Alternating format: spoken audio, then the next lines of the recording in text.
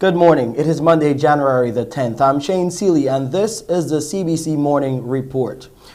Prime Minister Mornin Barbados is questioning the Democratic Labour Party's commitment to united leadership, suggesting there appears to be an internal fight for the leadership of the party in the midst of this general election campaign. Speaking during the Mega Manifesto meeting at Grove St. George last night, the Prime Minister noted none of the returning DLP candidates has so far openly endorsed Verla de Pisa, the president, as a potential leader once the election has ended. Ms. Motley has therefore urged Barbadians and the Barbadian electorate not to become collateral damage in an ongoing fight in George Street. Not one of them all hands. And it worries me that what we have parading as a party asking you for the vote is nothing but a collection of people otherwise known as a political pillow.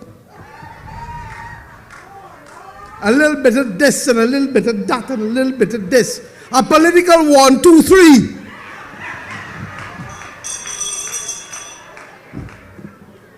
At the very time when your country is facing its greatest peril. Meanwhile, the BLP's candidate for Christchurch East, Wilfred Abrams, says the BLP is committed to making Barbadian owners of public assets. He made this point by highlighting the party's manifesto promise of creating the Barbadian Wealth Fund.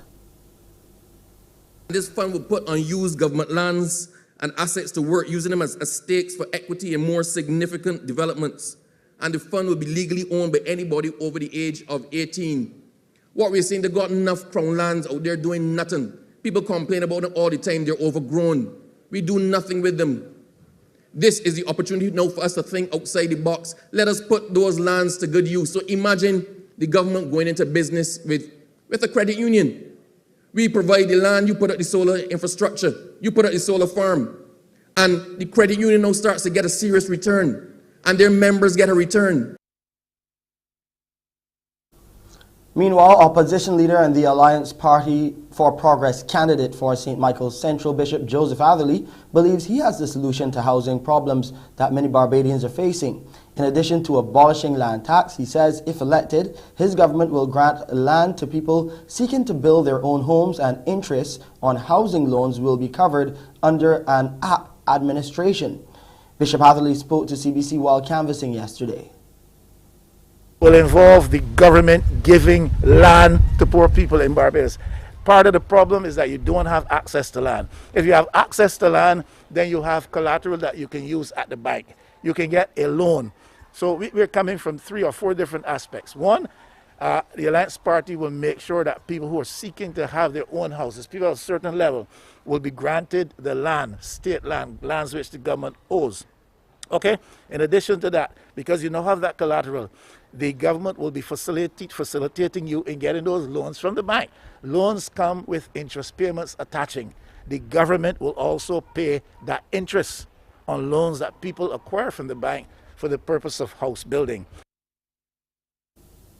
A new investment allowance is on the cards coming from the Democratic Labour Party if elected. An initiative announced by the party leader and candidate for St. Lucie Verla de Pisa during the showcase of candidates in Haggett Hall last night. She says an investment landscape needs to be set for checks and balances that Barbadians can benefit from. A new Democratic Labour Party administration will also allow a $100,000 foreign exchange allowance to individuals who are trading in financial assets internationally and regionally.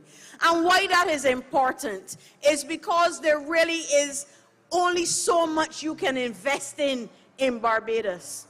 And as much as we have taught our people to save, we now need to teach our people to invest. The DLP is meanwhile also promising on-time payments for government employees and a resolution to the nursing impasse by addressing some of the major concerns in that profession if admitted to office. DLP candidate for St. Michael's Central, Corey Cox, says these will be priorities for his party. My heart bleeds for the nurses tonight. The issues of the nurses, ladies and gentlemen.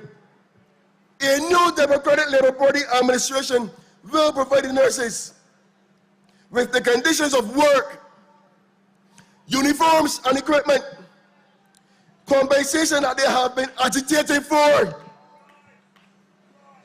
All these will be phased in the beginning, in the first 14 months, on the first 14 days on the job, and completed within the first 12 months, ladies and gentlemen, of this new DLP administration. We will commit to ensuring that all public servants are paid on time.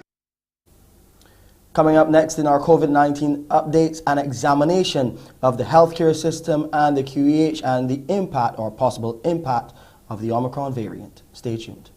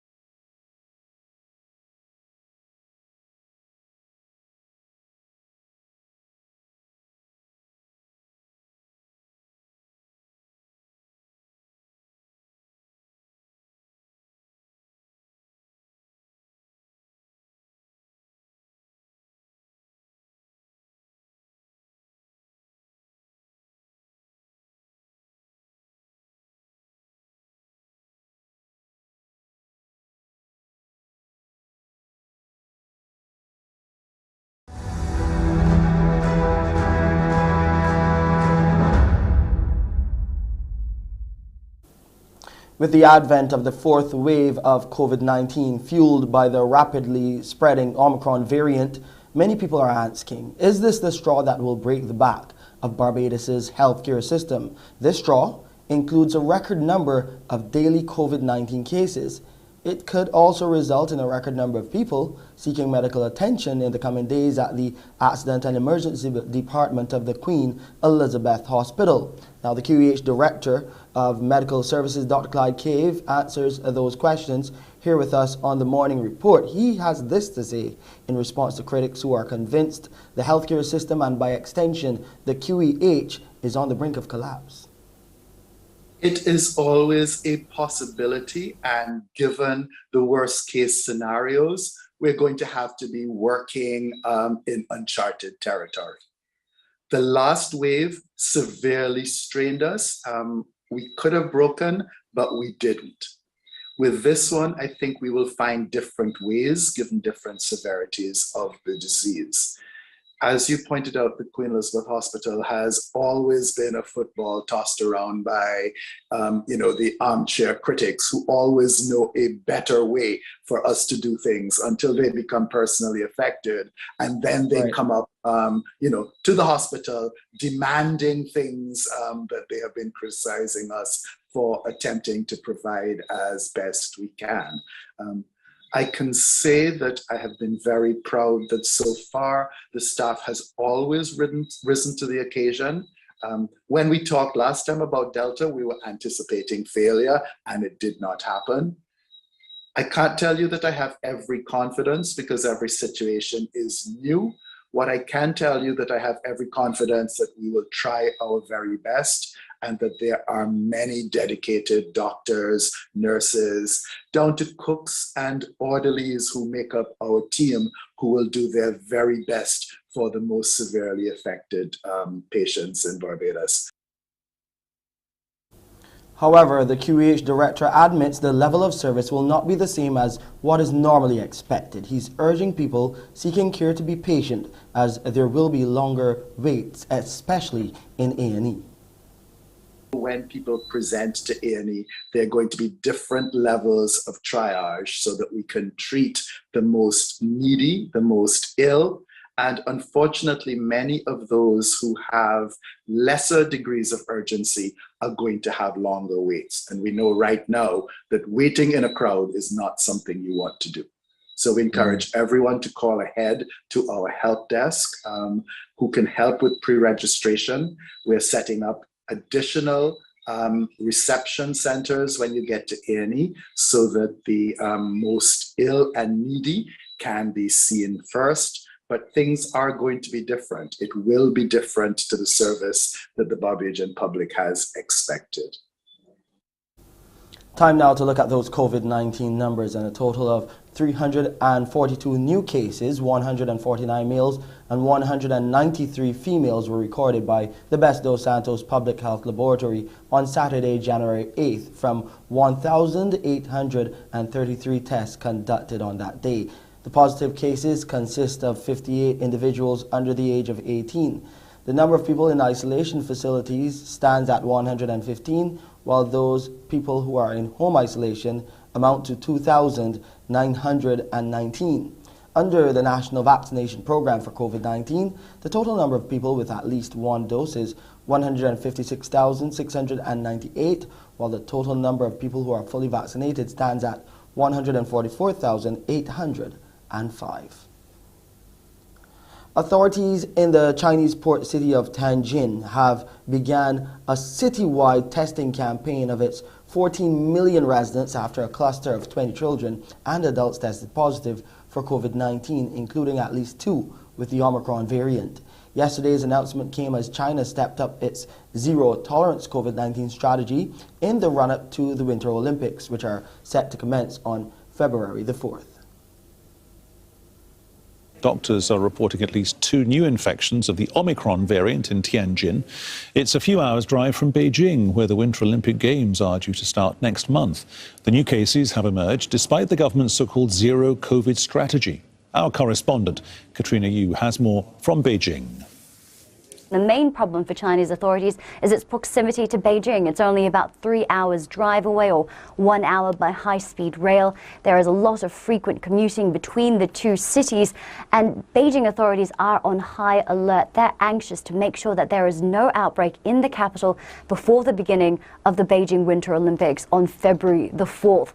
So as I mentioned, Tianjin residents have been ordered not to leave their homes until they are tested, and then they cannot leave their city unless absolutely necessary. Those who work in Beijing must work from home, and all of those in Beijing who have traveled to the affected areas in Tianjin in recent weeks must begin home quarantine. Now, this outbreak that we know so far, with these 2 confirmed Omicron cases, the first locally transmitted cases of the Omicron variant, have been centered around a school community, and this is really going to test China's zero-tolerance approach to COVID-19. There are already about 14 million people in China under severe lockdown in the provinces of Shanxi and Henan province, and these infections are continuing to spread to other areas as well. Now, this is really going to be a test of China's current lockdown policies, its mass testing reactions here, and we're going to have to see whether this Omicron variant is going to spread here. What is concerning to authorities so far is that they have not nailed down the origin of the virus when it comes to these cases in Tianjin. Meanwhile, the Africa Cup of Nations football tournament continues today amidst sidebar stories like the coronavirus. The Africa Cup of Nations was postponed from last year because of the COVID pandemic. Fans attending the matches must meet strict restrictions before they can enter the stadiums. Live now to Nicholas Hark, who's following the event for us, joining us live on Skype from Dakar in Senegal. Nick, they can't keep everyone COVID secure, so I guess it's a case of doing the best, the very best they can. That's right. I mean, the very best they can, but not good enough, according to some players. 5 of the members of the team of Burkina Faso that just played the opening games tested positive. There are some players now from the Senegalese team that have just announced that they have tested positive. They're supposed to play tomorrow. So there's a lot of concern about trying to ensure that those that are putting the game up, that are in the stadium playing football, are actually safe from the spread of the coronavirus. Remember, we're on a continent here where less than 10% of the population is vaccinated. So the organizers of this event put in place a series of measures, putting antigen tests for people wanting to come inside the stadiums, but also for some of the players. Of course, what happened with Burkina Faso is that the team members were awoken late last night, just before the game, to test whether or not they were COVID positive, and some of them were. Now, they've launched an official complaint asking that there be a better system in place to ensure that people can be safe. But there isn't just Omicron that is an issue here. There's also the security situation. Whilst this is a continent-wide tournament taking place in a country where there are armed insurgency, both in the far north, where Boko Haram is active, but also in the bordering regions with Nigeria, where the English-speaking regions and rebel groups and insurgent groups have been launching attacks and have been threatening this event. There was an attack that happened just last week in Limba. Now, tomorrow, teams from Gambia, Tunisia, and also Mali are expected to play in Limba. The security forces and the military have been deployed around these stadiums to ensure that people are able to play and that security concerns are left at bay. In about 12 minutes' time, you get to start a new week with Pearson on Morning Barbados. Here he is with a sneak preview of what's coming up. Pearson? Good morning, Shane. Good morning, everyone. Yes, in 12 minutes, you'll join me for Morning Barbados, but the conversation will continue on coronavirus. Yes, Omicron variant, and we'll want to hear from the communications officer of the Association of the Alliance of Public Transport about what they are doing to up their protocols so that we can diminish the spread within those spaces as well. And speaking of traffic too, we'll have some talk on traffic management. Our traffic consultant will join us as we get ready to get into the new electronic vehicle registration system. What can we expect, and what are some of the other things that we have to look at when it comes to traffic management? And it's January, which is always Drug Awareness Month, and so we'll have an officer from the National Council on Substance Abuse as we look at what they are doing for this month. Those are just a little bit of what you can expect when you join me here at 6:30. For Morning Barbados, it's back to you, Shane. Thank you, Pearson. And here on the Morning Report, we're heading back to the campaign trail to look at both sides, Barbados Labour Party and the DLP, putting forward their position for the upcoming general elections. Details are next.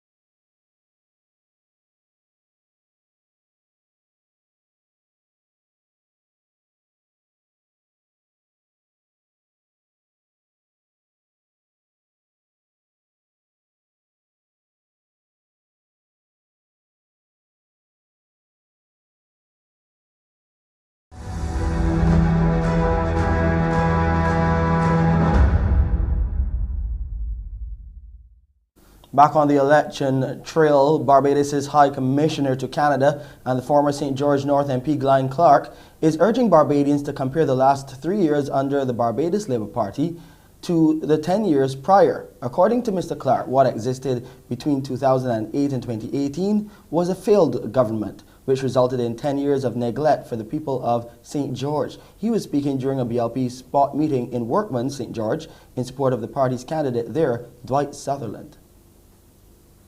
Many of you could not find a bus, could not get a bus to come to Workman's. Many of you had to wait in the bus stand for 5 and 6 hours, could not get a bus to get home. Some of you had to wait long. I remember one evening a young lady told me that she had to walk from Shower Bridge right to Jordan. These things are hurtful. We also recall that most of you could not get a single cent to repair your homes or to get a loan to start a business. These are things that could not happen under the Democratic Labour Party. Roads could not be done. Look at Jordan's Road. Jordan's Road went from bad to worse. It was even worse than Carrot Road. Meanwhile, that area in Workman's has been identified as the site of a new community centre to come. Barbados Labour Party candidate for St. George South, Dwight Sutherland, made the revelation as he spoke to CBC News on the sidelines of that spot meeting in the community. Minister Sutherland says sports, renewable energy and the bioeconomy are just some of the new industries his party will be pushing, and community centres will be used to ensure citizens receive the required training. I have acquired land next to where we are speaking to build a resource center. But why? Workman's, Jordan's, Jericho, these are the surrounding districts that are deprived of a resource center. The young people need a place that they can come and train and acquire a skill. Utilizing these new industries, renewable energy, robotics, all of the industries that I mentioned before, to truly allow them to become global citizens. And this is the only way we can do it. Gone are the days when resource centers are seen as just recreational places. Resource centers are now seen as training centers, and we will equip them with the necessary tools and skills and personnel to ensure that our young people are trained. Democratic Labour Party candidate for St. George South, Dawn Marie Armstrong, is committed to being a voice for women, children and other groups in that constituency. She made that clear while acknowledging the public outcry over the last few days about her comments on the political platform and her subsequent apology. Ms. Armstrong was speaking during her party's candidate showcase and concert at Haggett Hall last evening. I will say that amidst everything that has gone on over the past few days, I am ever more committed to representing the cause of women, single mothers, single parents, children, and the elderly in our country. Across the developmental lifespan spectrum, you can trust that when I walk up the steps of Parliament, that each and every voice across this country will be heard. Meanwhile, the government is being told to get its priorities in order to deal with the allocation of land and housing in Barbados. The former housing minister and the LP candidate for St. Philip North, Michael Ashley, says there is no way squatters should be given first option above those who go the legal route. The maids, the gas station workers, the public servant, the police officers, the teachers, they are not relevant to this administration in terms of housing. The priority is squatters. Imagine that I have so many people who come to my office asking for housing units, asking for land, but you can take up the land up there, parish land, and give to squatters. Now, I understand that you're seeking to solve a social problem. I understand that. I don't have a problem with that. But there are other persons who live in Barbados, lawful, legal, lawful citizens, law-abiding citizens, who have a right to own a piece of this rock. In sports now, we hear that a world-class stadium is on the horizon for Barbados. So says the Prime Minister, Mia Moore-Motley, as a number of major sports facilities are also expected to receive some major upgrades. Prime Minister Motley made the announcement last night while supporting BLP candidate for St. George North, Tony Moore, at a meeting at Bourne's Village. We recognize that we have kids who can become world class. You see that young lady, Sade, who came ninth? She is from St. Michael Northeast. And even though we do not have the stadium yet, I'm satisfied that it will be done and Barbados will have a world-class national stadium thanks to the government and people of China with respect to what we are doing. In the interim, we are working to put down a new track at the Usain Bolt complex owned by the University of the West Indies. But it hasn't stopped there. I announced today in our manifesto, and this is not a pie-in-the-sky promise, that we will establish 15 mini stadia across Barbados. And we will put up fences on the grounds. So if the people of Lairs and Bournes Village and Jackmans decide that they want a cricket tournament and Bibby's Lane and Exchange Hill, you can go and start a T20 tournament. And in that T20 tournament, you can now charge a $5 or $10 for people to come and watch the cricket when the night comes. We do apologize for the quality of that audio there.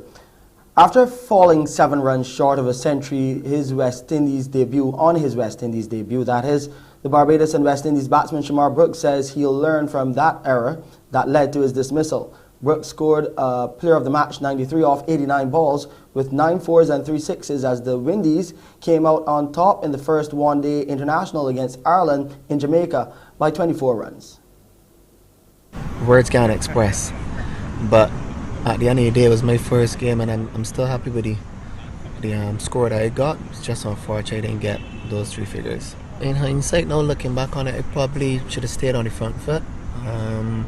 There was a big space or a big gap in the leg side with the field that the bowler had set. So, yeah, that's the only real change I would make instead of going back onto the back foot and pressing forward on the front foot. Some people would probably end on the side of being a little too cautious after being set, but as we all know, it's a learning curve at this level, and I'll take this one on the chin and continue to look to go from strength to strength. I mean, it's a good start for us in this series.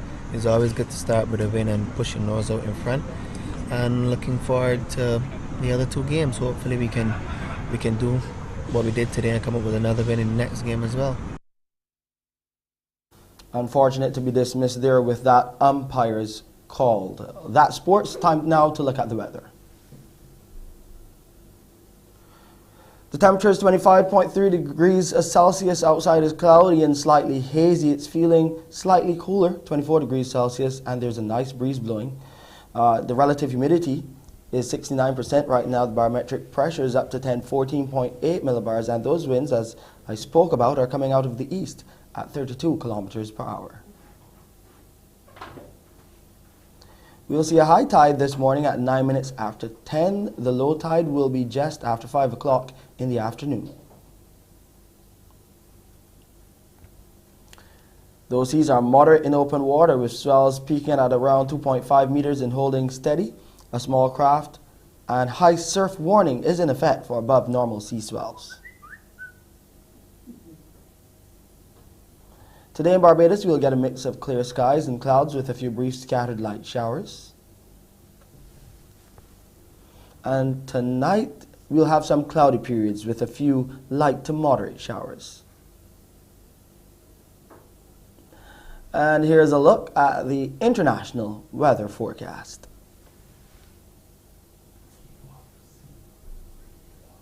That's it for this edition of the CBC Morning Report. I'll see you at 12 with CBC Newsday, but before that at 7 a.m. with your headline news. I'm Shane Seeley. Up next, Pearson Bowen with Morning Barbados. Wake up, wake up, wake up, wake up. Barbados, get up. Good morning, Barbados, good morning. Good morning to you. Good morning, morning, morning, morning.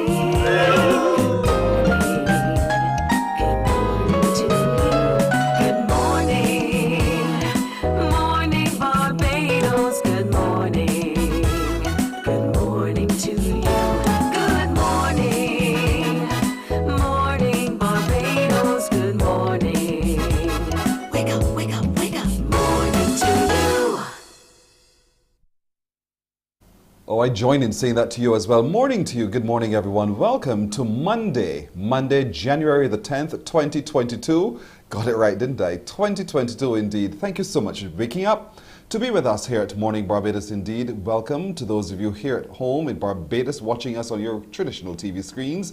And for those of you across the world who are watching us on our YouTube channel and our Facebook streams as well, good morning to you. It's Monday. It's the start of a brand new week, and indeed it is the week that we are all looking forward to, isn't it? Let's make it the best possible for us all. This morning we'll be meeting the author of the book The Discovery, We hope you can sit before yourself and look at yourself and discover who exactly you are. And so she'll be sharing with us her journey through her thought process in creating the book called The Discovery. We'll also be talking today about Lutalo the brand. Lutalo the brand, what is that? That's a young mother who has the passion and the purpose, a mother of a 2-year-old, quite young woman. And so her passion and purpose we'll talk about a little later on too in Lutalo the brand. And before the show is done, I'd want you to help me spot something. I have a picture to show you, but I'd like you to help me identify exactly where it is. Please stand by to help. Looking forward to your assistance a little later on. But let's get started this morning by taking a look at traffic management. Yes, traffic management, a brand new year. And yet again, we have to look at it one more time. So joining us to look at this whole subject of traffic management, and in particular, the electronic vehicle registration system, which is upon us, is Junior Jordan, who is our consultant driver trainer. Good morning to you, Junior. Good morning to you, Payson. Happy New Year to you, sir, and all of the team at CBC. First off, I want to offer condolences to those families, the 2 unfortunate fatalities we've had so far for the year. And to challenge all of us in Barbados, let's learn something from those unfortunate deaths, please. We urge you, and we thank you in advance. Well, Good morning again, sir. Yeah, well, morning again to you too, and a happy new year. I know you're going to tease me a little later on this morning, but that's all right. Now, while none of us knows yet still, because the investigations are continuing, the cause of those accidents, at the same time, you know, driver error occurs on our roads every single day.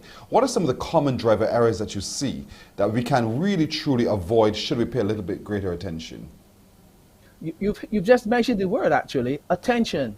We need to pay more attention to every aspect of our driving, whether on the roads, quite frankly, whether we're a pedestrian, whether we are a bicyclist, whether we're driving an 18-wheeler or a biggie, as I call them. We must create what we call a two-way street, no pun intended, meaning that people come in either direction must be looking out for the safety of each other. Stop using your phone, don't pay attention to the radio, don't light a cigarette, just pay full attention. Our attention must be fully, and I mean fully focused on every matter as it relates to hazard recognition and safety on our streets for every single road user. Attention, that's a good word. That's what we should do.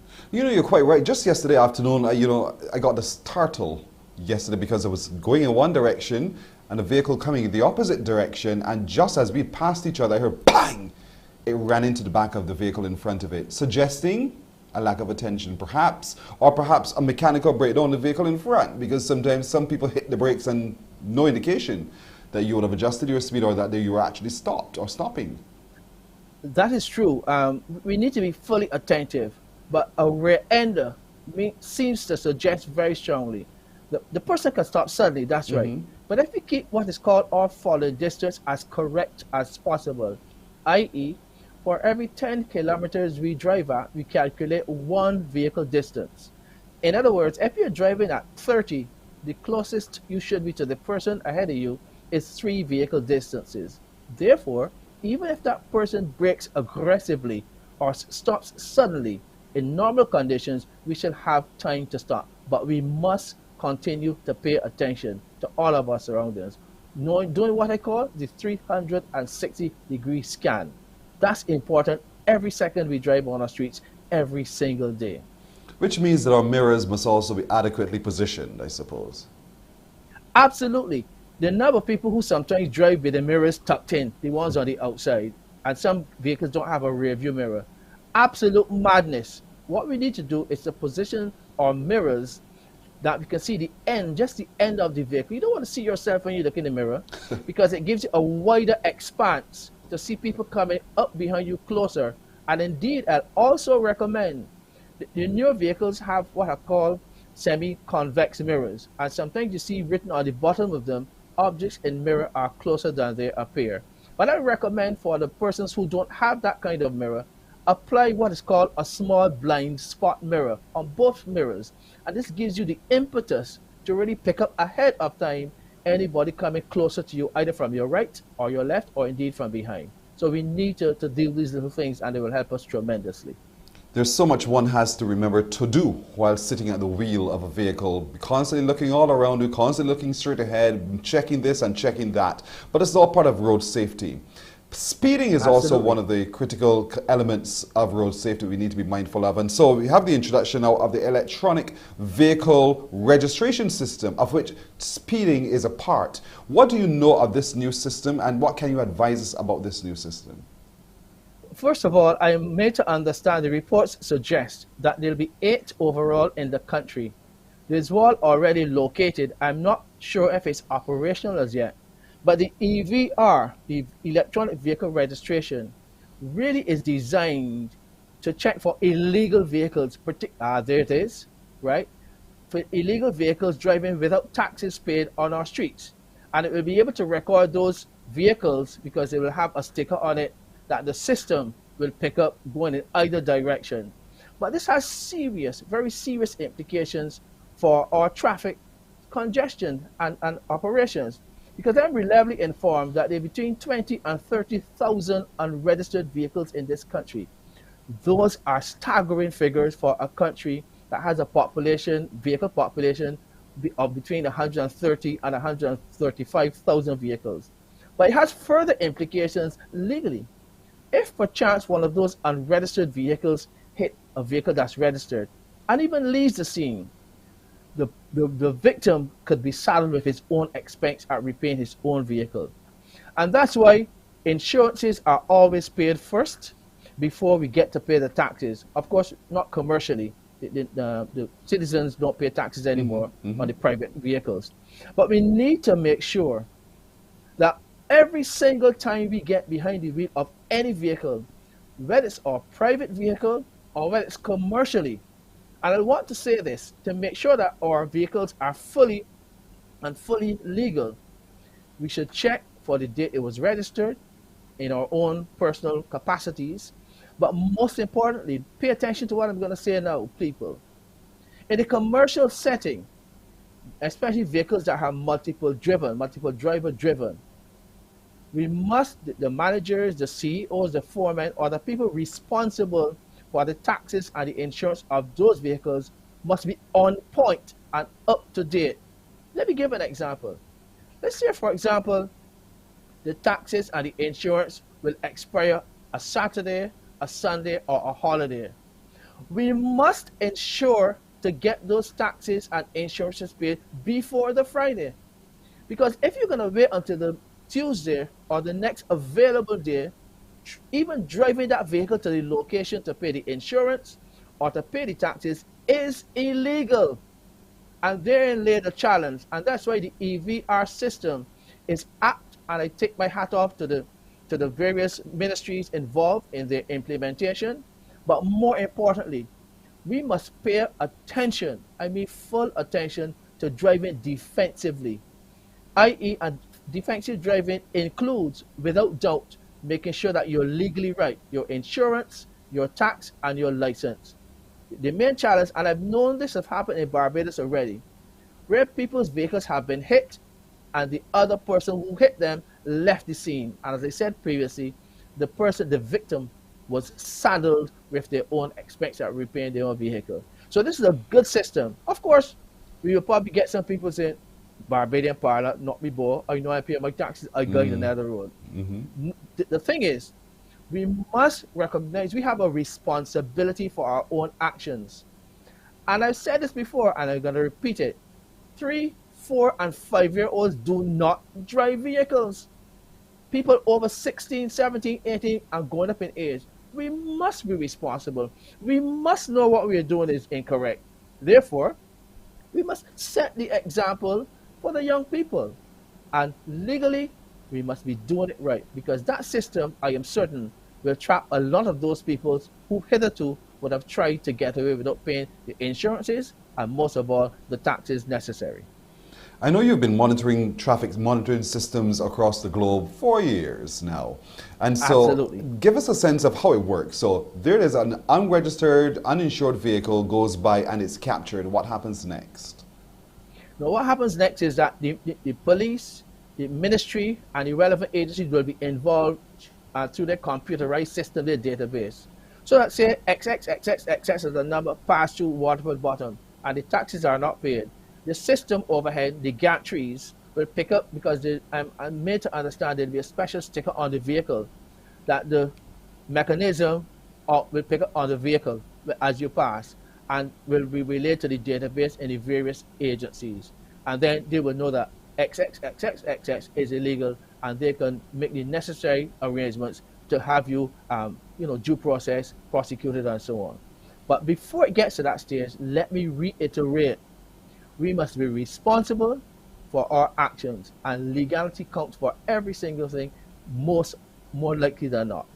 But once it works like that, we certainly will reduce the incidence of illegally registered vehicles in this country. Not registered, illegal vehicles. Do you see a need for an education campaign, an education program leading up to its implementation? Absolutely. 10 out of 10, sir.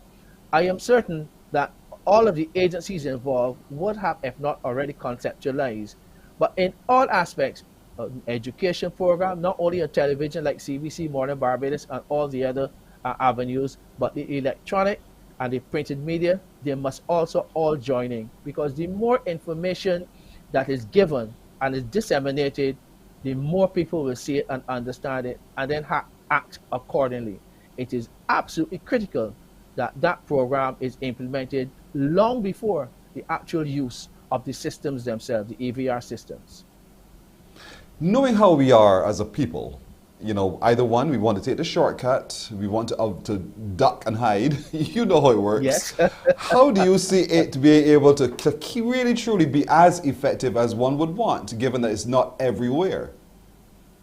No, it's not everywhere, but we're relying on the good senses, the civility, if you will, and the importance of thinking.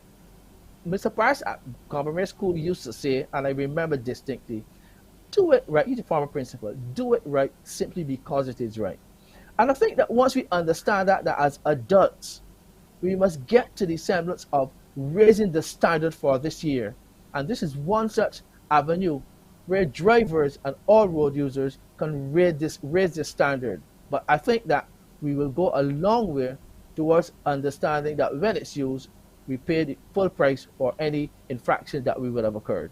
What do you see then as a suggestion from Mr. Junior Jordan, traffic consultant for a long time, to be a way to deal with how roads are used by private public vehicles, who stop in the middle of the road, talk to each other, and seem not to care about anybody behind them, who wants to just move on? What do you see as a good solution to deal with that? First up, we need to understand that the drivers themselves and the operators must be brought to a Christian understanding that what they're doing is wrong. But regrettably, most regrettably, commuters and travelers aid and abet the drivers in this rubbish. Because what should happen is, I've said this before and I'm going to repeat it publicly, every commuter gets on or off a PSV other than where it should be, legally, should be given a fine. And I said $500. We don't want the money. We want people to have a standard. But I think that with due process, every single time a driver stops or does not go into a lay-by, and I've said before, we need cameras as well, other cameras, to be able to capture these infractions. And with due process, the Road Traffic Act and regulations and all that in place, prosecute them. Because in London alone, I said it before as well, they have over 5,000 cameras. And it will make the police's work so much easier. But we need for people to understand that they must follow the rules and regulations as laid out.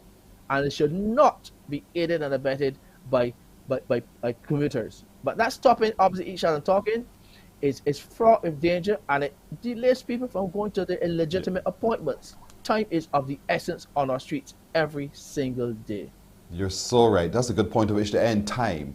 Thank you so much, Junior Jordan, our consultant driver trainer and our road traffic man, indeed. Thank you, as always, Junior, for your excellent review and preview of what we can expect this year. Thank you. My pleasure. Good man.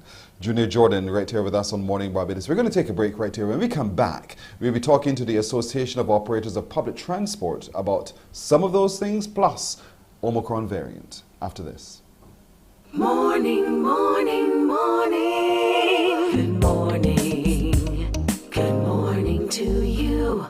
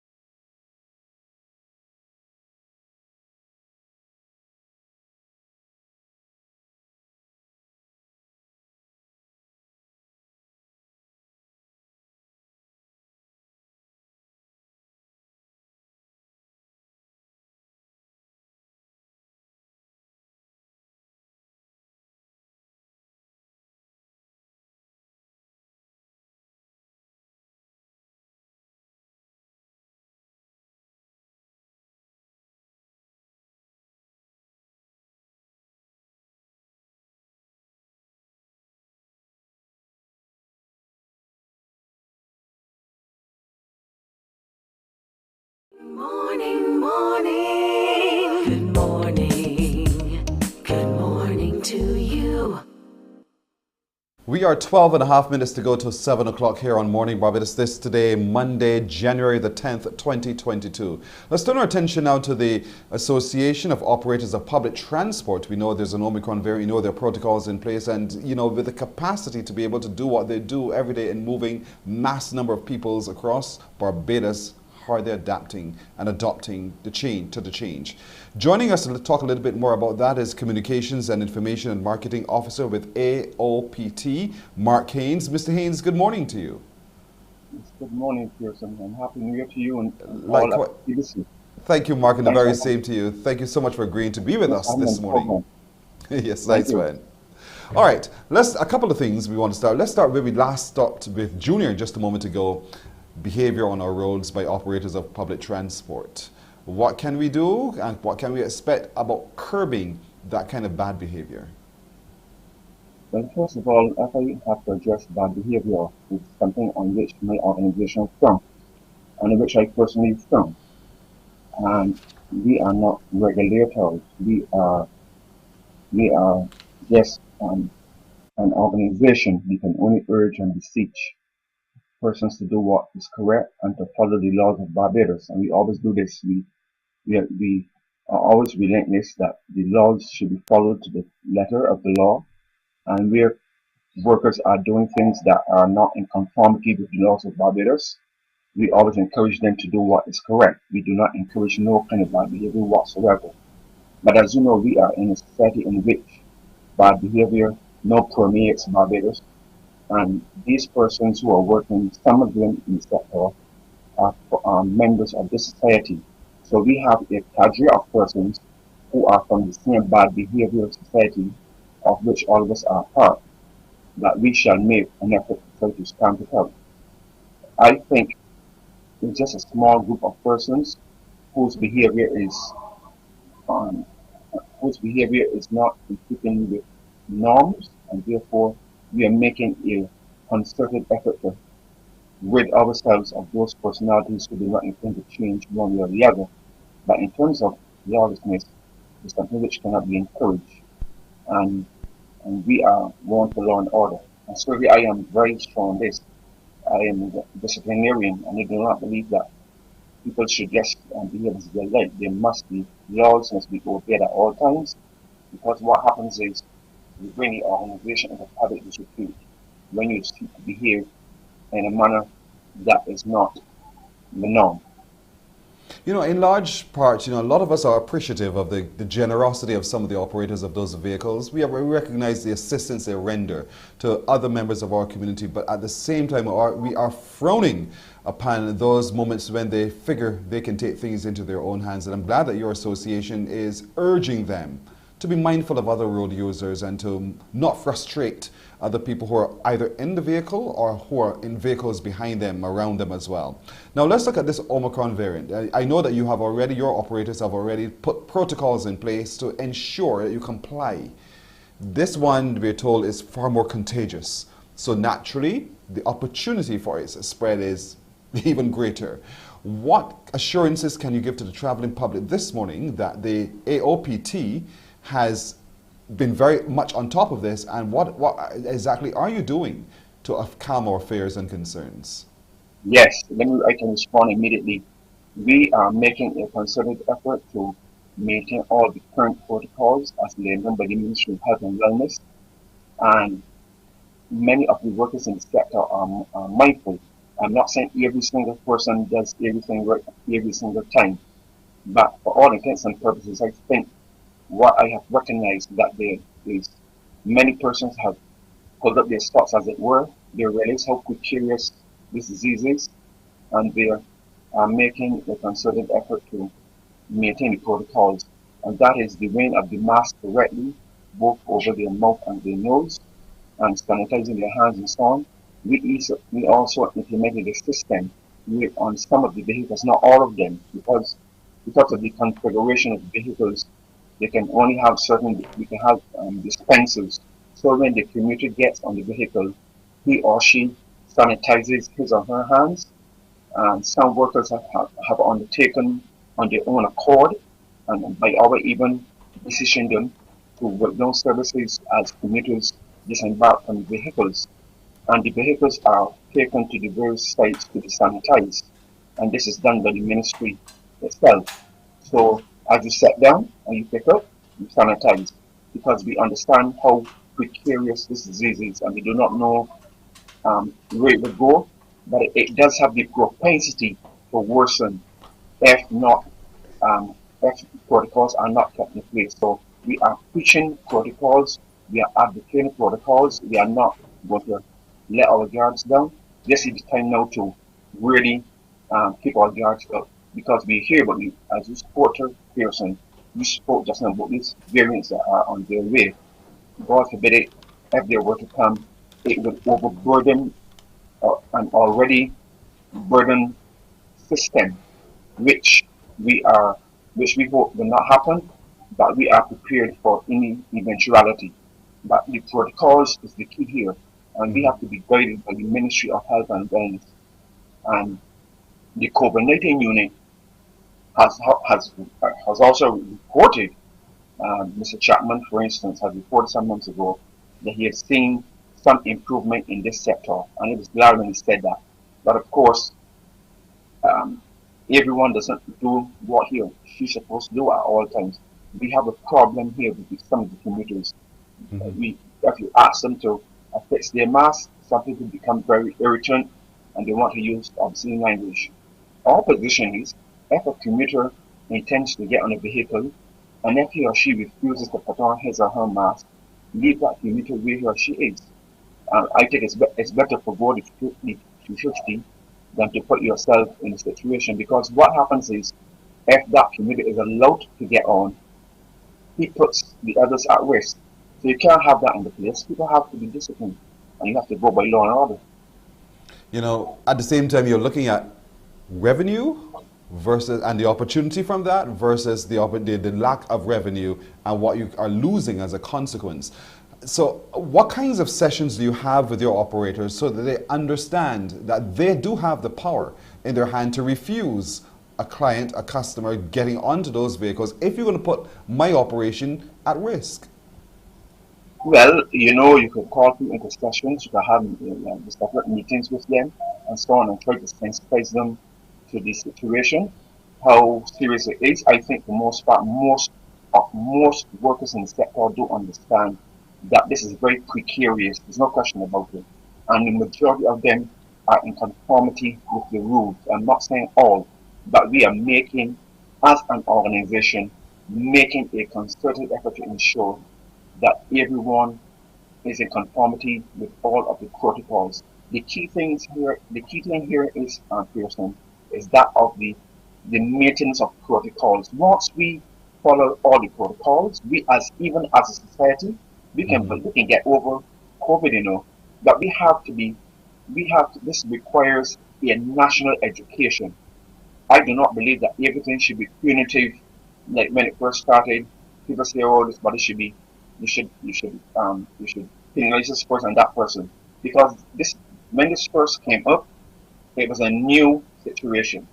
So people, but by now, I believe people have time in which to reflect and to do some introspection and to understand that they have their families at home and their friends and their loved ones, especially the older persons who are very vulnerable. So why would you want to be reckless in your position and do not do what is required of you according to law and go and pass disease to someone who's home with someone with whom you live at home? Mm-hmm. It makes no sense. Yes. So we will continue our educational programs with the workers to ensure that they do the right thing. The question here is education and discipline.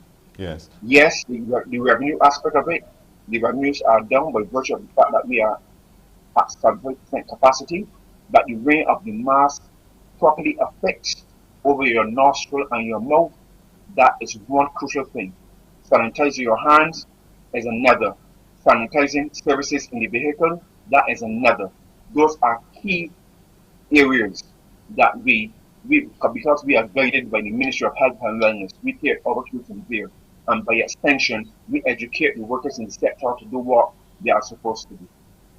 Now, I'll tell you, when I leave this room, sanitization occurs. When I'm in the radio studio, everyone sanitizes after someone comes in.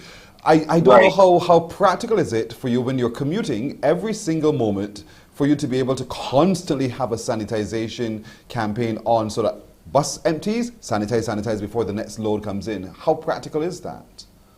Well, what happens is, Pearson, each vehicle, when that vehicle sets down passengers, that vehicle is required to go to the various bandstands where the government has workers whose job it is to sanitize the vehicles.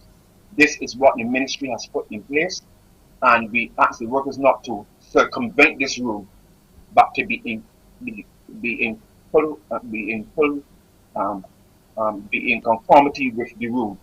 But if you go down to Cheapside, if you go to Frederick, they go there and they're sanitized. Because they have workers there who Mm-hmm. sanitize the vehicles each time. And it is hard, it is hard, it is hard. But it is a must. It is an imperative.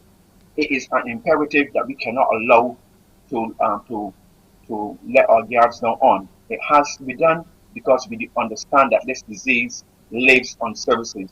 So therefore, as passengers sit down, you sanitize the vehicle. It is what the ministry has put in place, and the workers are required to do this. And we encourage them not to circumvent the rules, because if you do that, you could create you put yourself at peril. It makes no Yes. sense. It is such So a critical... you also have a personal responsibility for your own self, Yes. and then the commuters as well. We have some issues with some commuters who are not compliant. Yes. But But I think my advice is to leave the commuters who do not wish to comply, because sounds fair to you have some me. very difficult. Sounds fair to me, Mark. Yours is such a critical industry, and I really want to commend the AOPT and your members really for following those protocols and ensuring that you provide a very safe commute for Barbadians everywhere, every day. Mark, as a Communications, Information and Marketing Officer with AOPT, the Alliance of Operations, thank you very much. Thank you for having me. Thank you. Welcome, welcome, welcome. Morning Barbados continues with the news right after this break. Morning, morning, morning. Good morning. Good morning to you.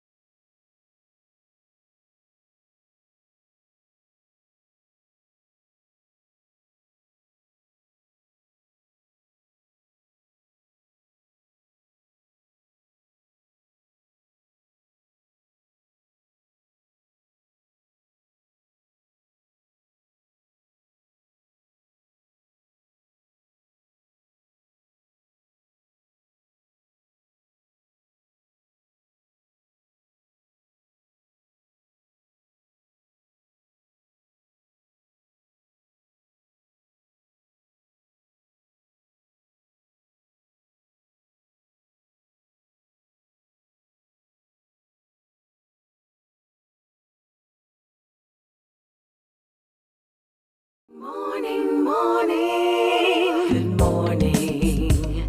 Good morning to you. We're 1 minute after 7 o'clock. Shane promised you he'll be back now to tell you the news, and he has fulfilled his promise. He's back. Shane, back to you. Here's your headline news for this Monday, January the 10th. Looking at those stories, the Prime Minister, Mia Moore-Motley, is questioning the Democratic Labour Party's commitment to united leadership, suggesting there appears to be an internal fight for the leadership of the party in the midst of this general election campaign. Speaking during the Mega Manifesto meeting at Grove St. George last night, the Prime Minister noted that none of the returning DLP candidates has so far openly endorsed the President, Verla de Pisa, as a potential leader once the election is ended. Ms. Motley has therefore urged the Barbadian electorate not to become collateral damage to an ongoing fight in George Street. Not one of them all hands. And it worries me that what we have parading as a party asking you for the vote is nothing but a collection of people otherwise known as a political pillow. A little bit of this and a little bit of that and a little bit of this. A political 1, 2, 3.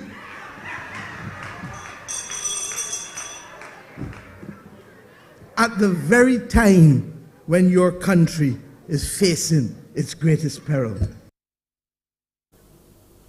Opposition leader and the Alliance Party for Progress candidate for St. Michael's Central, Bishop Joseph Atherley, believes he has the solution to the housing woes of many Barbadians. In addition to abolishing land tax, he says if elected, his government will grant land to people seeking to build their own homes, and interests on home loans will be covered under an APP administration. Bishop Atherley spoke to CBC while canvassing yesterday. Will involve the government giving land to poor people in Barbados. Part of the problem is that you don't have access to land. If you have access to land, then you have collateral that you can use at the bank. You can get a loan. So we're coming from 3 or 4 different aspects. One, the Alliance Party will make sure that people who are seeking to have their own houses, people at a certain level, will be granted the land, state land, lands which the government owes. Okay? In addition to that, because you now have that collateral, the government will be facilitating you in getting those loans from the bank. Loans come with interest payments attaching. The government will also pay that interest on loans that people acquire from the bank for the purpose of house building.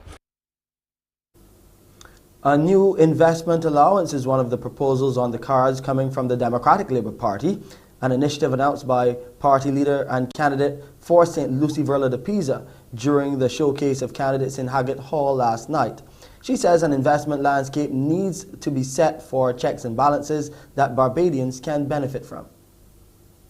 A new Democratic Labour Party administration will also allow a $100,000 foreign exchange allowance to individuals who are trading in financial assets internationally and regionally.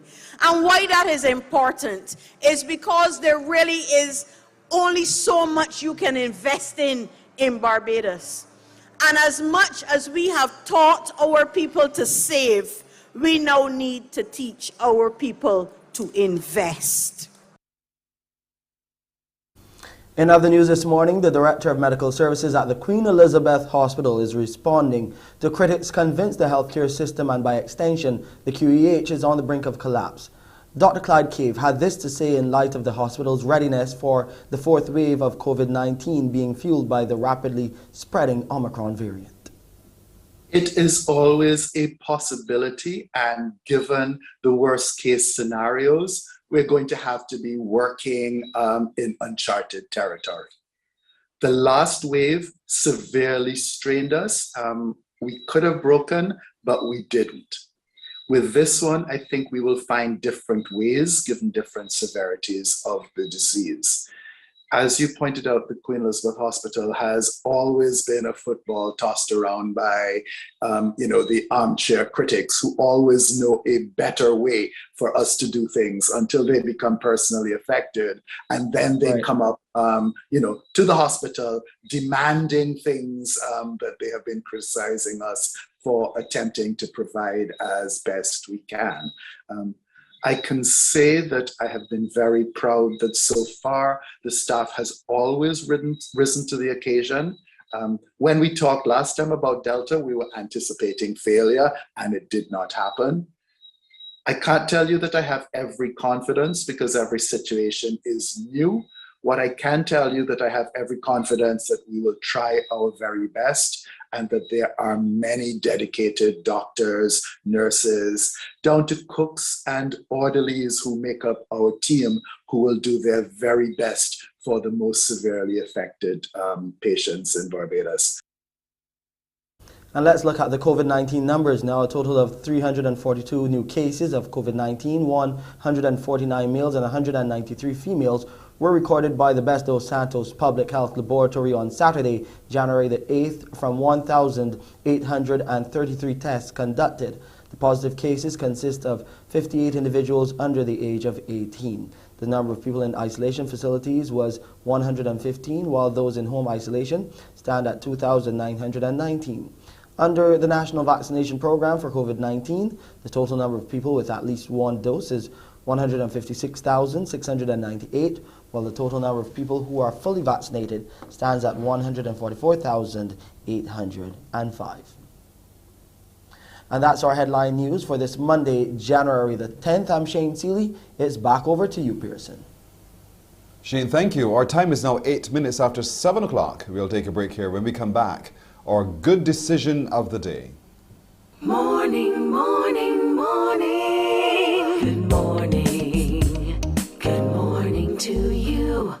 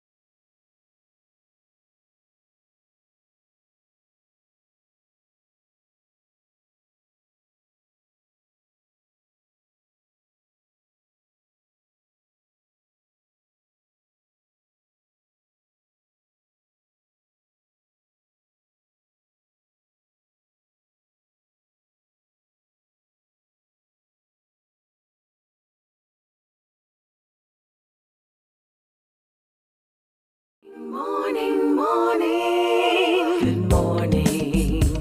Good morning to you. We're approaching 10 minutes after 7 o'clock. I did promise you we'll have our good decision of the day. That's coming up in just a moment. But before I get to that, let me just tell you, as I promised, I would have met with Movell Jordan on the weekend. I know my production crew is going to scream, pictures, pictures, pictures. But that was the last thing on my mind when I met with Movell on Friday. She was there at Emerald City Complex selling her books, and certainly it was a wonderful moment. She is the queen of Culpeper, and she was certainly as warm and engaging as she was with us earlier last week. And so to Movell Jordan, I want to congratulate you on the books. I've started reading. They're very gripping, and you know, as you get them yourselves, folks, you'll encounter exactly what I've encountered. Some really well-written books about us, life in Barbados as well. So you have the Queen of Culpeper and Demaka McCall, so you've got to get those books from Movell Jordan. She was there at Emerald City on the weekend. I don't know where she's going next, what we can find out from her, so we can tell you how you can get a copy of those books in your hands yourself. Good. I thought that was one of my great decisions of the weekend. What is today's good decision of the day? Let's share that with you now. Today's good decision of the day says, gather information for weighing your options. So, when making good decisions, it is best to gather necessary information that is directly related to the problem. Doing this will help you to better understand what needs to be done in solving the problem, and will also help to generate ideas for a possible solution. So gather all of the information before you make your decision, because when you weigh all of those options, you may very well find other solutions to what you see to be the problem. So let that be your good decision of today. And actually, one of the things I've learned was there's no problem. You're just searching for a solution. So if you focus on the solution, you will recognize you didn't have a problem in the first place. So let's find the solutions, and let's find more solutions. We're coming back with even more after this break. Morning, morning, morning. Good morning. Good morning to you.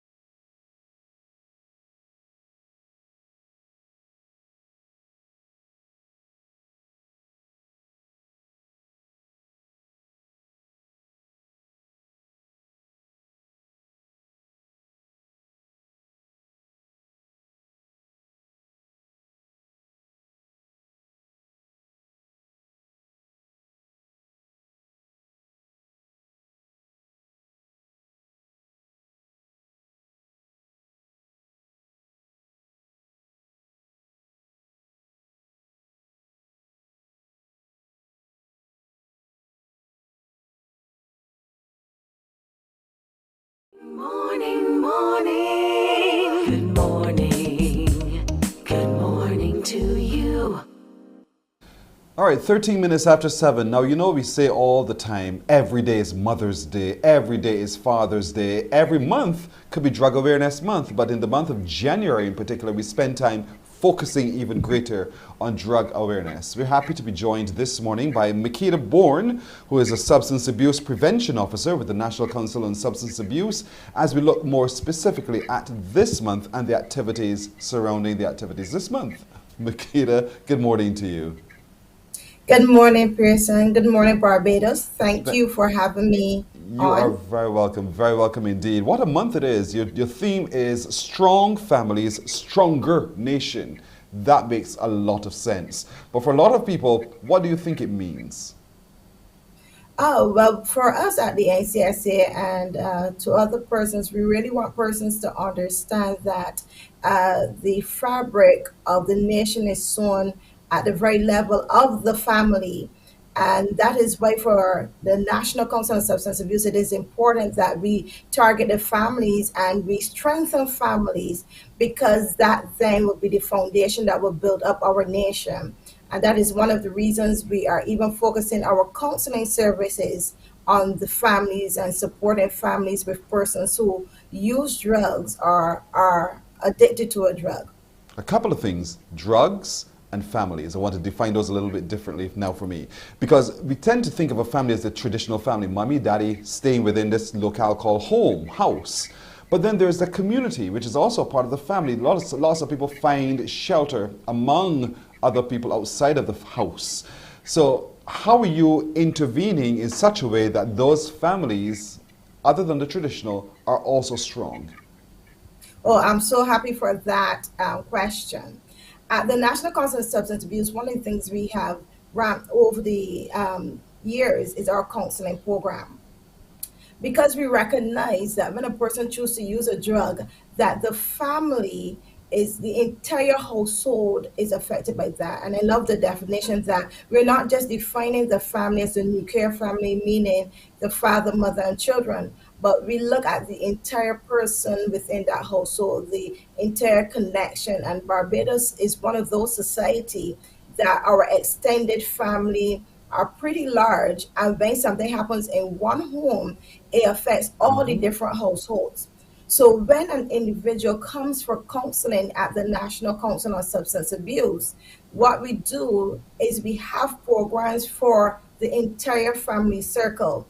Because as you can appreciate, once there is effect of the family using some type of drug, whether it's alcohol, marijuana, tobacco, or any other type of drug that affects their mind and their stability, that affects the entire household, from the children right up to the oldest person. So we have support services for families of persons who use drugs. In addition to that, when an individual comes for counseling, we try as well to incorporate the entire family or the household within the counseling, because it is important to know, as the Prochaska model puts it, in change, guess what? An individual can come for counseling, they are on the line of change, but the people in the household are only seeing the person who was using drugs and probably causing disturbance prior to the change. So instead of helping the change process, then they can make it more challenging. Hence, why it is important in any change counseling or behavioral change counseling to include the entire family circle. I love what you said about the community, if we could go right there, because it is important, even as prevention officers, that we go into communities as well, so that persons understand that addiction is not just a behavioral issue, but it's also a cognitive issue. It's also a disease. So it is not that easy as a person, you need to stop drinking, you need to stop smoking, but it takes more than that. Yes, you're quite right. You know, going back to my days as a trainer, you know, one of the things you do, having gone through a formal training exercise, you go back into your environment. If your environment is not conducive to supporting the change, then the change does not take root. The same thing applies, I suspect, when it comes to the council. When people, and you said to me that people present themselves to you, do you get a lot of that? Because I suspect the person who is abusing said, I'm not going there, but you're sent. Do you get a lot of people coming and saying, I need help? Oh, we have different categories of intake. So we have the person who is sent by juvenile court, the magistrate courts. We have persons who family members call, and I want persons in Barbados to know that we are a support system for families who want to know how to help that loved one. So family members do call and say, look, we have this person using this drug. How can we get help for them? And we guide them along of how to help that person to get to us at the office, and then we take over from there. In addition to that, we have persons who walk out of the drug hole, persons who walk from wherever and come and say, listen, I am at my last straw, I'm at my last bit, and I need help. And that is why it's important that for us at NCSA that we have the numbers out there, that we have all the means out there, that when persons come to that place of contemplation and moving from contemplation, say, look, I am ready for help, that they know where the resources are for them to get that help. And that's a powerful, powerful acknowledgement to say, I need help. And I'm so happy to hear that there are people who feel powerful enough to say, I need some help. And so they come to you, and the programs that the NCSA offers would really help them to be able to move step by step patiently towards the better self.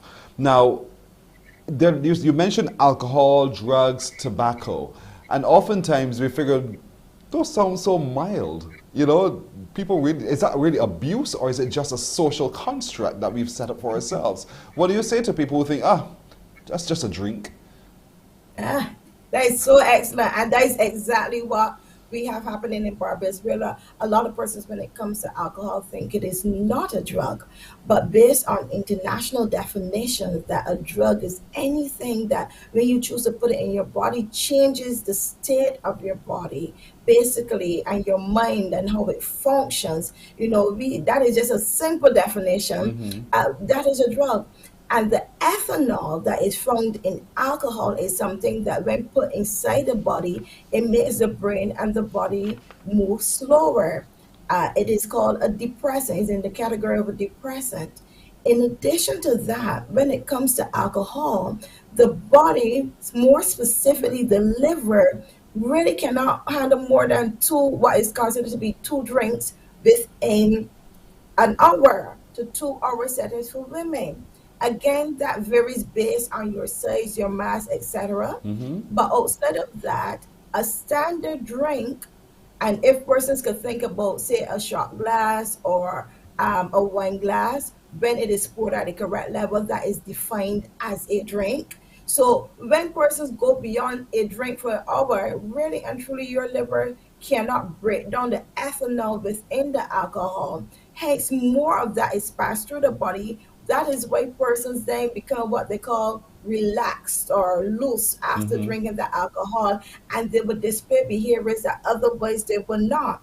So alcohol can be something that can be very destructive, especially when it comes to a place where a person goes beyond that drink, or think they need to have more than that to prove that they're either a man or a woman, especially in our society, not knowing the type of harm they're doing to their bodies. Yes. In addition, when it comes to a place when you're moving from where you choose to have a drink, and know it is that you cannot function unless you have a drink, that is where the problem is even greater for that individual. And not only that individual, but their household, their community. Because a person who is what we in Barbados may define as drunk, which is stumbling and so forth, Yes. guess what? That is a disruption not only to that individual, but the entire micro, meso, and macro system, meaning their community, their workplaces, anywhere they may go intoxicated, that can have a great harm to other individuals out there.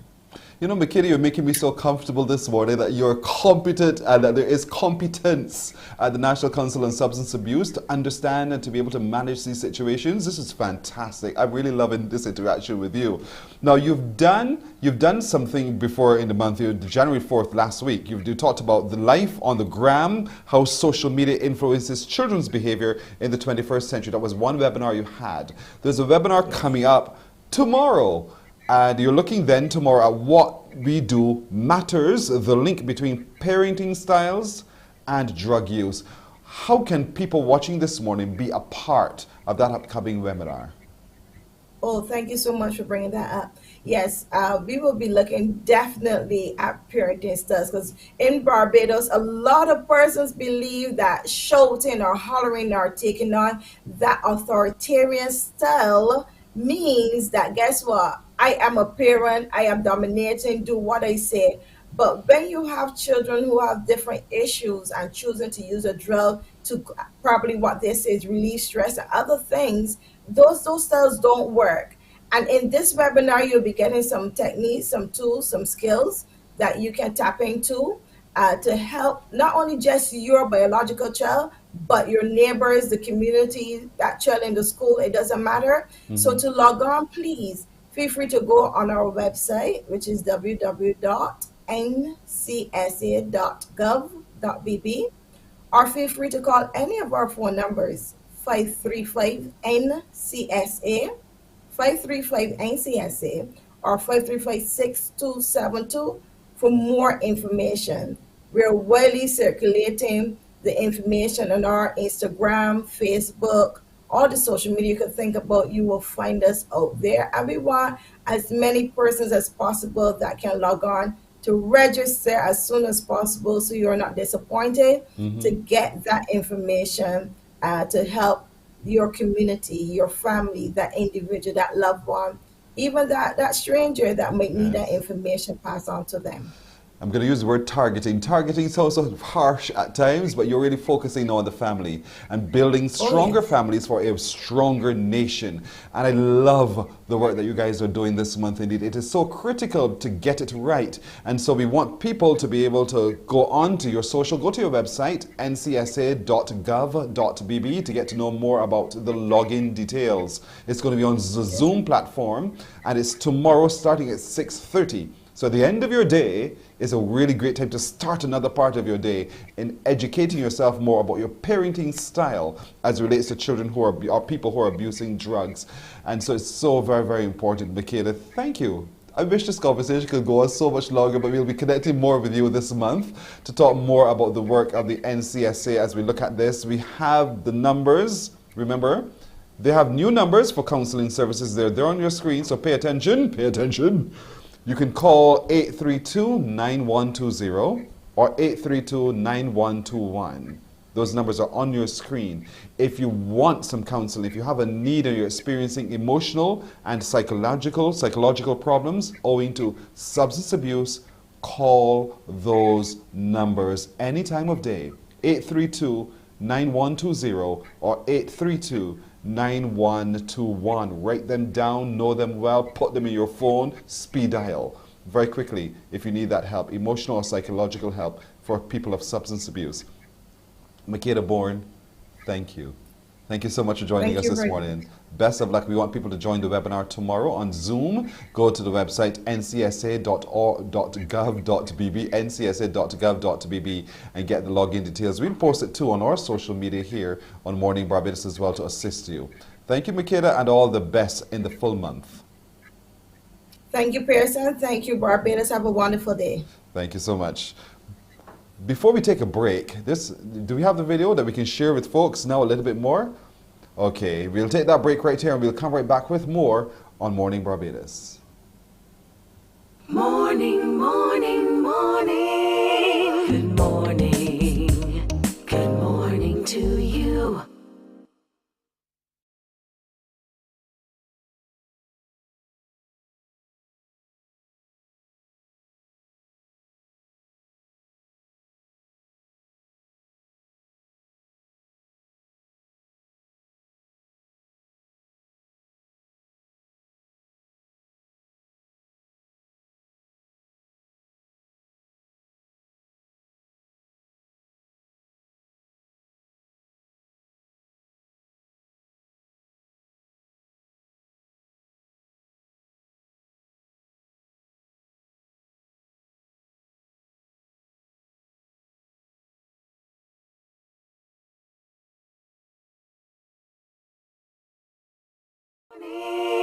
Good morning.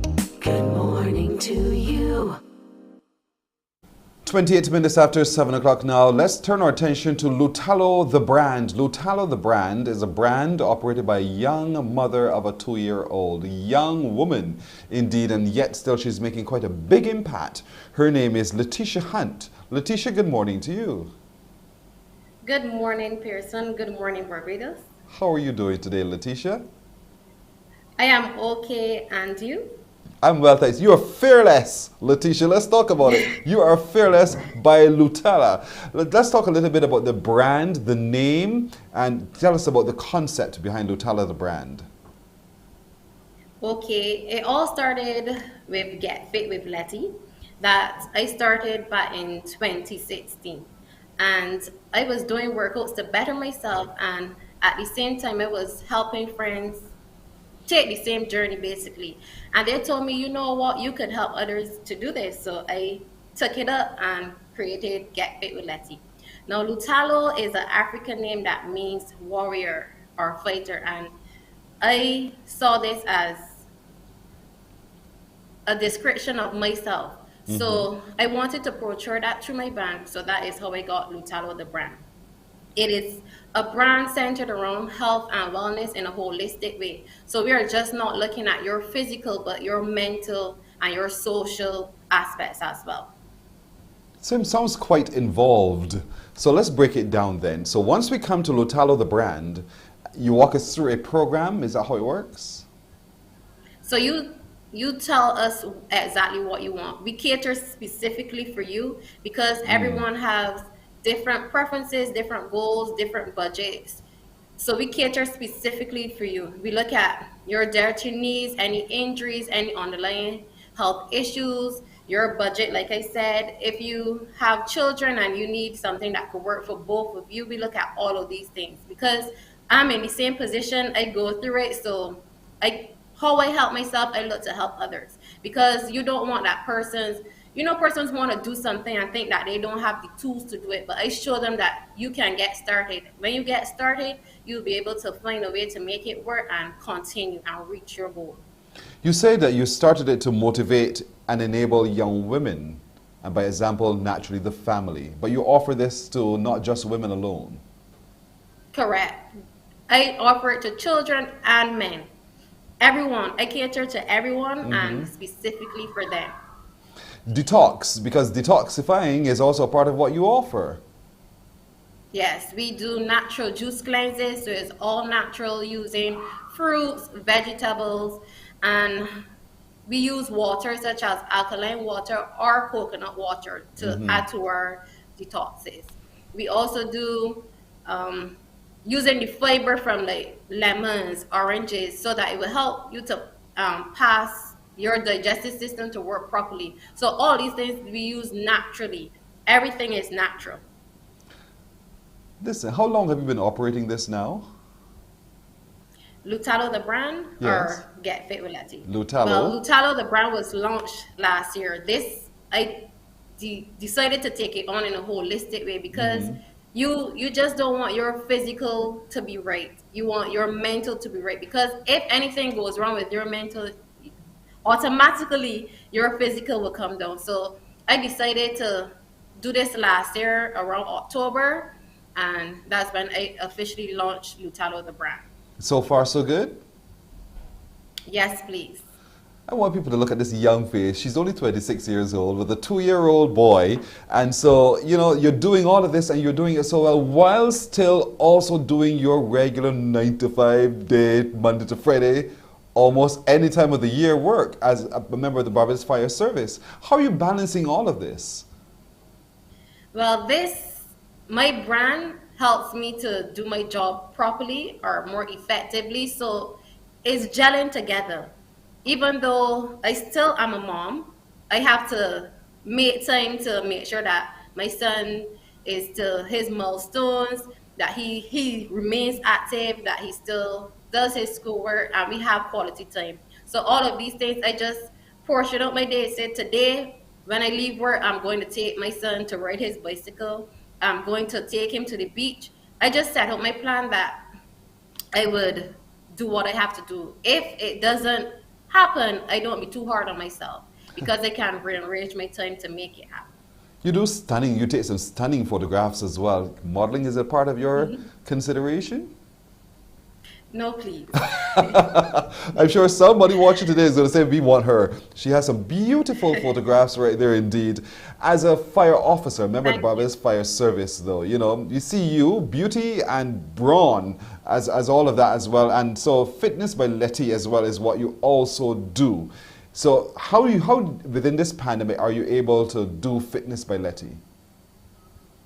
Okay, I can do fitness, but we only do it online because I have to take into consideration the health of my family, the safety of my son, and my co-workers. So I do it strictly online for now until we get to a point where it's safe that I can do it in person again.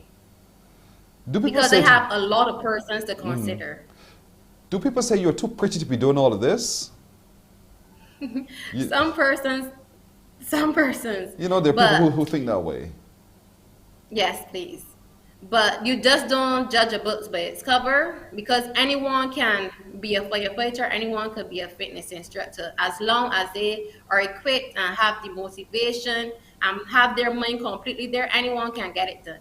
I'm so glad you said that. Thank you so much for saying that, because we tend to stereotype people a lot, and we figure that you ought to be this or you ought to be that, and you're saying, no, you will defy the odds, you know, because of your physical structure. It has nothing to do with what else you can actually do at the same time. So for those who are watching today who want to know a little bit more and get involved in the programs that you offer, Lutalo the brand, how can they contact you?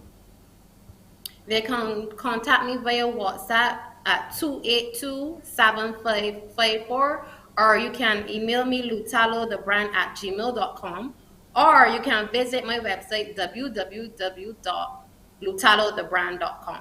It's right there on our screens, folks. LutaloTheBrand.com, the IG at Lutalo_, or, you know, just find her on social, and surely Letitia Hunt will be able to walk you through a number of the programs. Now, we're watching to the shirt that you're wearing, because you don't just do what you do, you also customize some beautiful wear. So talk to us a little bit about the clothing line. So this is our fitness clothing line. This is to help remind persons who they are. So you would choose something that you want to be. So if you want to be fearless, you will wear this shirt and remind yourself daily, this is who I am, this is who I'm going to be. And we cater to everyone. So we have others here like carbon copy. No, we cater to specifically to you and your goal. So you're not a carbon copy.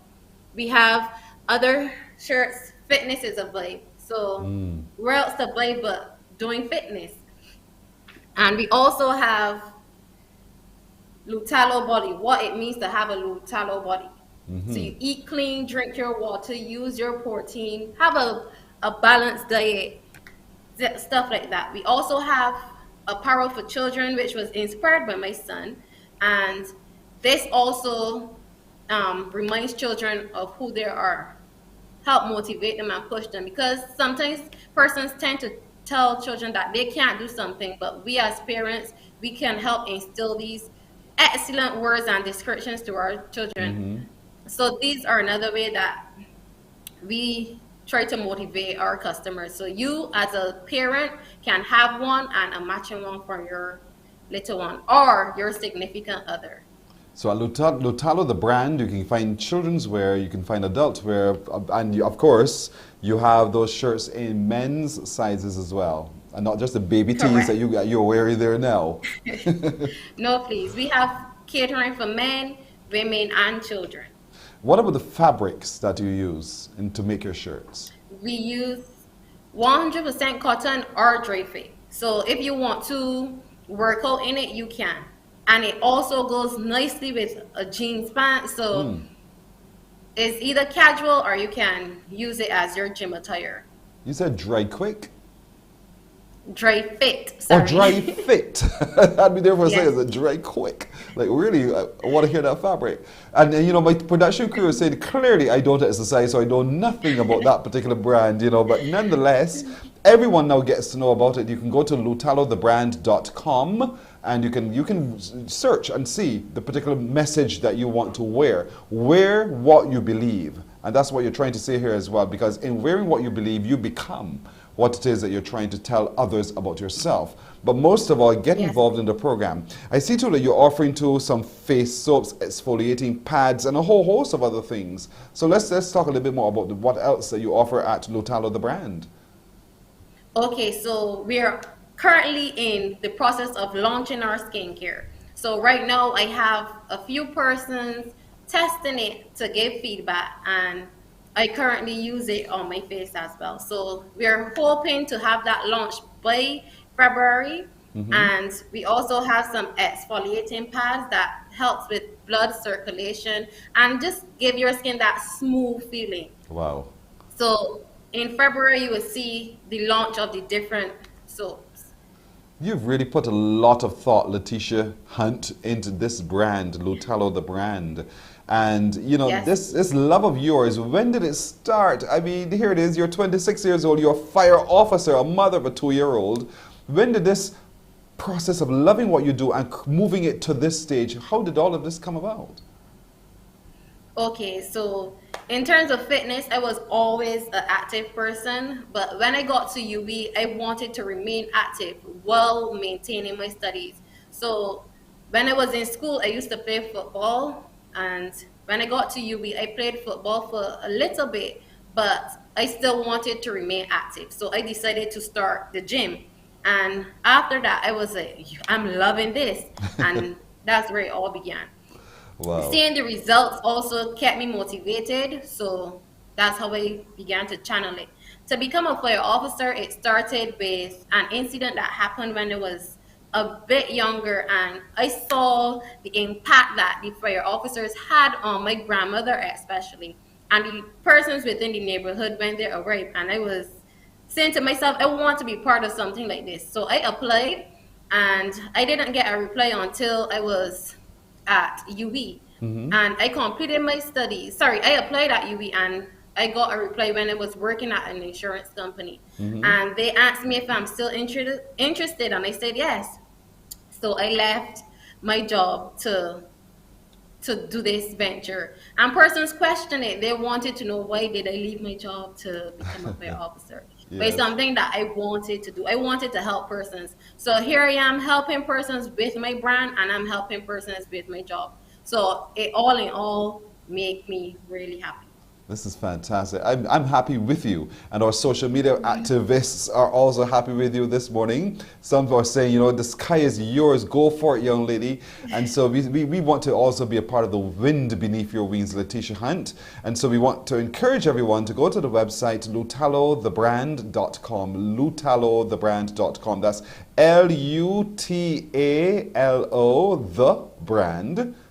.com. Browse, see the information there, sign up for any of the programs that she's offering. It's right there on your screen. Mind, body, and soul of a warrior. That's who she is. She's welcoming you to be a part of what she offers as well. And you can shop while you're there too, to wear some of the art that she's wearing herself this morning. But most of all, to be a better you, feeling good inside and outside as well. Be the best you can. What a brand new way to start this beautiful year that we're in, through Lutalo the brand. Thank you so much for introducing it to us and to the world, Letitia Hunt, and we support you in this. We encourage everyone to come over and be a part of the journey with you.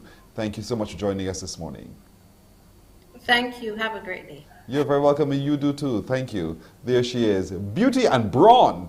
The girl is powerful indeed. Letitia Hunt, 26 years old, a mother of a 2-year-old boy, but doing great things even at such a young age. We're coming right back with more after this. Morning, morning, morning. Good morning. Good morning to you.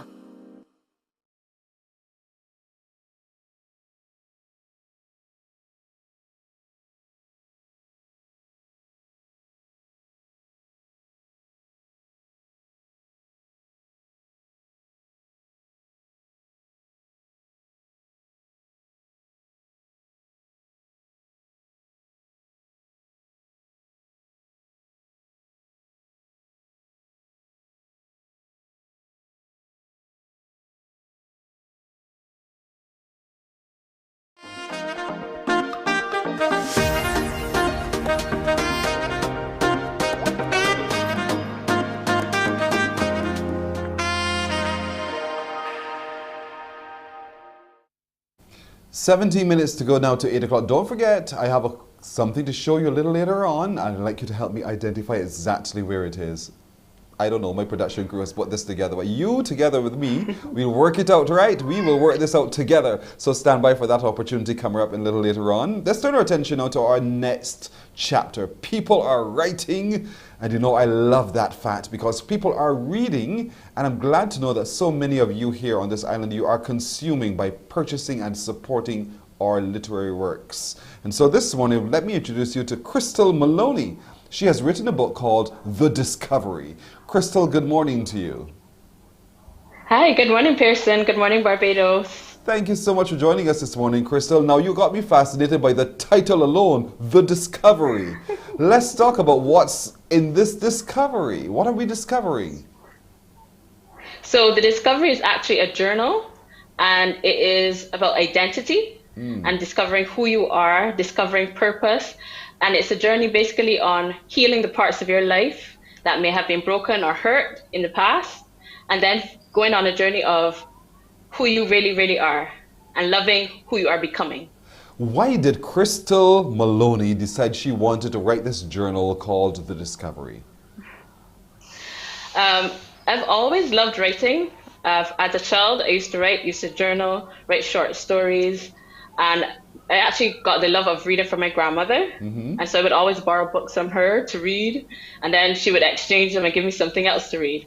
With journaling, what I found throughout my life is it was a place of openness where I can be candid and where I felt like I could just relax and be me. And it allowed me to kind of shut out the voices of other people and just kind of hear what I needed to hear. And how much of that process do you think we as people are not doing that you think is so critical that we do? I think a lot of people throughout their lifetime, they have experiences, they go through challenges, but they tend to overlook them and they just try to push them aside as opposed to trying to deal with them and face the discomfort that comes along with it, which then could also pose further problems later in life. So I know personally for myself, when I traveled to England, I was studying, and there was an experience that I had, and I got so mad with my roommates. And one of my roommates told me, like, why are you guys so annoyed by this? Mm-hmm. And I actually had to take a step back and go like, yeah, why am I annoyed by this? And what I realized after journaling was it wasn't what was happening in the present moment. It was something that had happened in the past. Wow. That kind of stirred up emotions. And so then I knew, okay, there and then I had to deal with this particular incident. Wow, that's a powerful eye-opener for you. That must have been so scary to think, oh my goodness, I misunderstood the moment. And I really have to go back and deal with this other moment. So how did you settle your own mind and your emotions and consciousness so that you confront the past? Well, it honestly came with lots of tears. But I wrote a lot. And I asked myself a lot of questions. And it wasn't a one-time fix. It was a few days, sometimes in some cases, a few years. But being able to revisit and go like, okay, I need to forgive such and such. I need to let go of such and such. It opened a healing path, basically, for me. You know, you're so right, because a lot of us going along, we're smiling, we put on the right paint on our faces, and we think that we are the perfect vessels. But we didn't recognize that beneath that paint, there are some cracks, because we didn't want the world to see those cracks. And you're saying through your journaling, it causes us for just go into our little spaces and see ourselves exactly for who we are. We remove the war paint from the face. You know, I sit here on a morning, I have to wear makeup for the lights and everything else. But then you remove it and you see the pimples, you see the blackheads, you see the everything else. And you have to deal with it because that's the real you. That real you that sometimes is the better you. But you never realize it for what it is. It's very, very true. Sometimes in going back, you then be able to discover a better version of yourself because you've now dealt with hurts, you've dealt with pains, you've forgiven. And I know for a lot of people, forgiveness is insane and very, very difficult. So, like, it really does create a better version of yourself. Yeah, but forgiveness itself, you know, is not just to the other person. You have to forgive yourself as well. And without even knowing it, we are so harsh on ourselves without even knowing it. And so how is the journal able to help me to face that very stark reality that, Pearson, you're being really too unfair to yourself and to just be the best who you can be? How is it through this process of journaling am I able to do it? So when I purchased the book, The Discovery, is it I'm finding blank pages day by day and I'm asked to fill in the pages? So what I did was to give people a little more direction.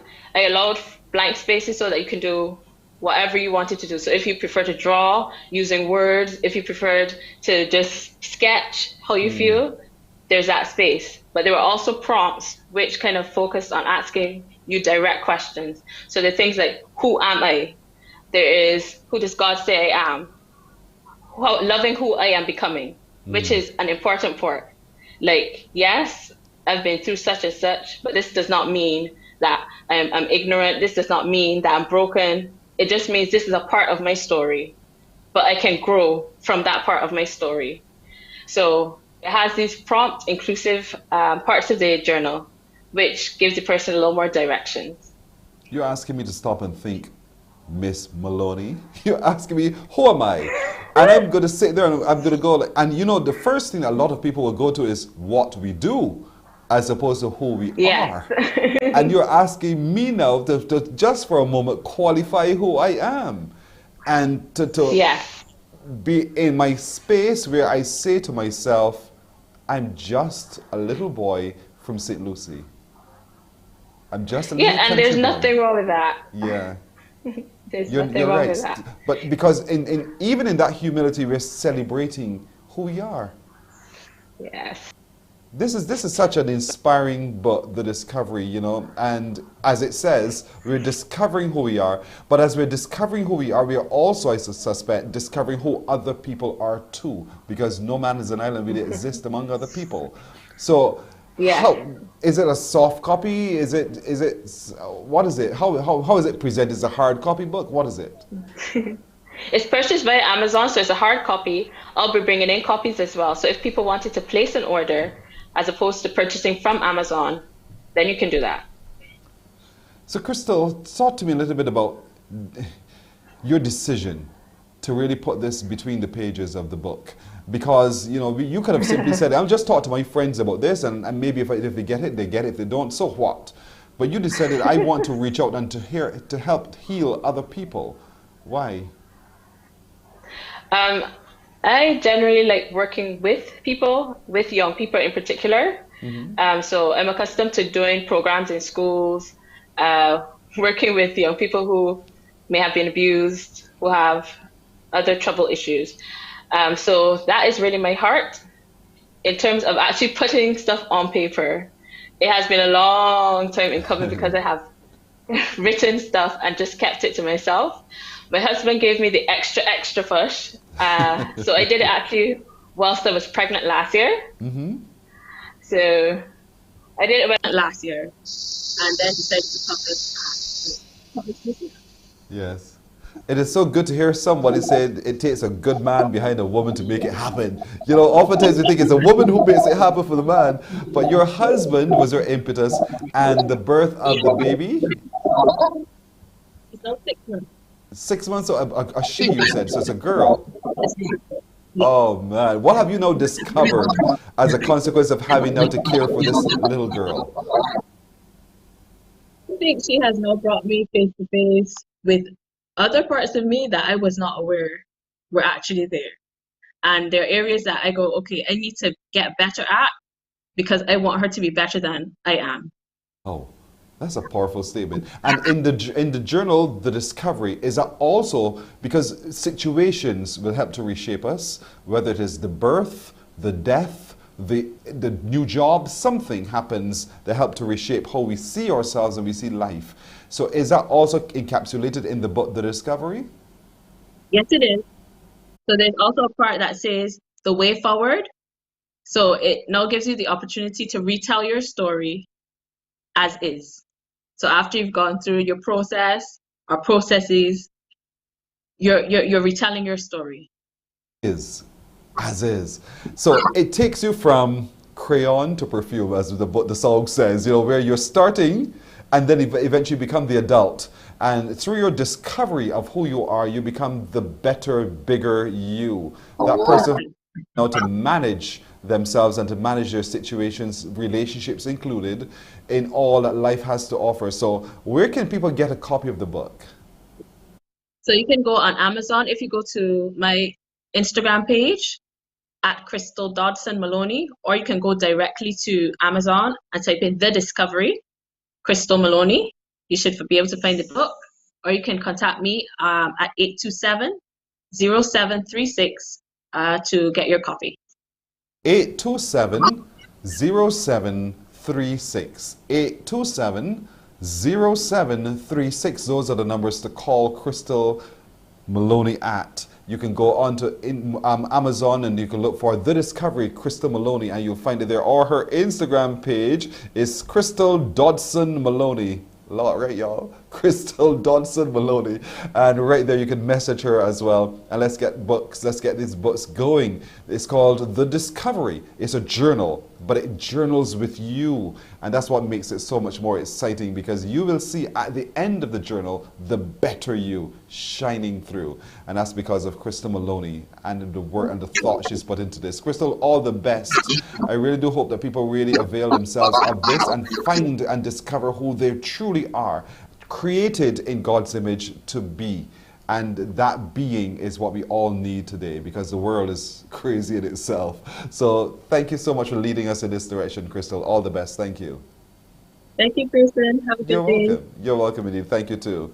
I love when people just call me by my first name. I love it, because that's who I am. I'm Pearson. Thank you so much for calling me by that. 827-0736, the numbers to call. All right, we're going to take that break. When we come back, your help, please help me identify where this is. Stand by to give me a call right after this.